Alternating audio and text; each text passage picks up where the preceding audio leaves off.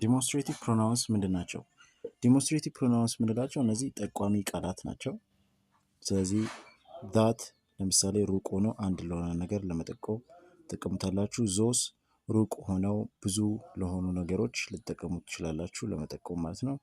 ዲስ ቅርብ ሆኖ አንድ ነገርን ለመጠቆም፣ ዲስ ወይም THESE ደግሞ ቅርብ ሆነው ብዙ ለሆኑ ነገሮች ለመጠቆም ትጠቀሙታላችሁ ማለት። ስለዚህ ሩቅ ሆኖ ሩቅ ቦታ ላይ የምታዩት አንድ ቤት ካለ እና ያ ቤት የእናንተ መሆኑን ለማሳየት ከፈለጋችሁ that house is mine ልትሉ ትችላላችሁ ማለት ነው። እንደገና ደግሞ ሩቅ ሆነው ብዙ መኪኖችን ለማሳየት ከፈለጋችሁ እና እነዛ መኪኖች የቆሙበት መንገድ ምንን የሚፈጥር ከሆነ ኮንጀስሽን የሚፈጥር ከሆነ those cars are creating congestion ልትሉ ትችላላችሁ ማለት ነው።